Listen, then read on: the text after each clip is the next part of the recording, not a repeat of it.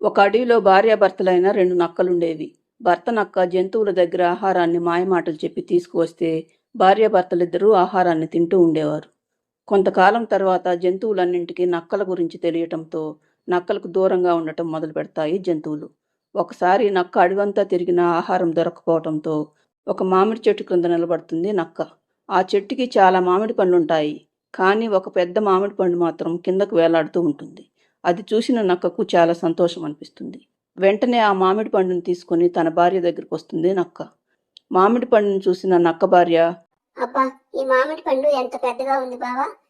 ఇది మనిద్దరికి ఈ రోజు ఆహారానికి సరిపోతుంది. దీన్ని చూస్తుంటే నా నోరు ఊరిపోతుంది బావా. త్వరగా తిందాం కాని అంటుంది భార్య నక్క. అలాగే భార్యమణి, ఇంకా ఆలస్యం ఎందుకు, ఇప్పుడే తిని తిందాం అని నక్కలు 2 మామిడి పండు తినబోతుండగా ఆ మామిడి పండు మాట్లాడటం మొదలు పెడుతుంది. ఆగండి నక్కలు, మీరు నన్ను తినే ముందు నేను చెప్పేది కాస్త వినండి. నేను ఒక మాయా మామిడి పండును. మీరు నన్ను తినకుండా ఉంటే 3 సార్లు మీరేం అడిగినా నేను మీకు ఇస్తాను అంటుంది మామిడి పండు. దాంతో నక్కలు 2 ఆశ్చర్యంగా, నీ మెదడుని తగ్గిస్తావా?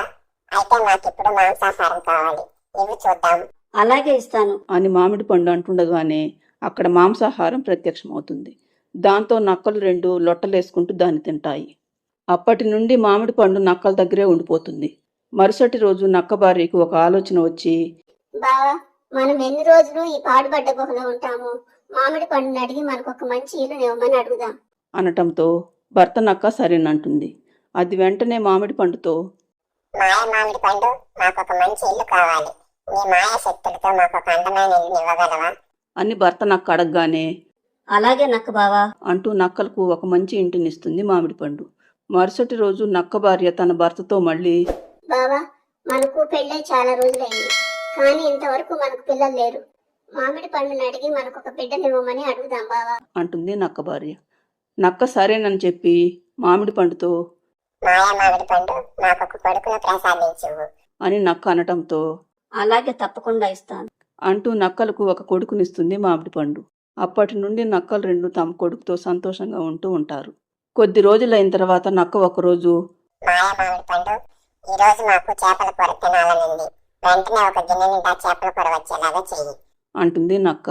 అప్పుడు మామిడి పండు, నేను మీరు అడిగినవి 3 సార్లు మాత్రమే ఇవ్వగలనని చెప్పాను.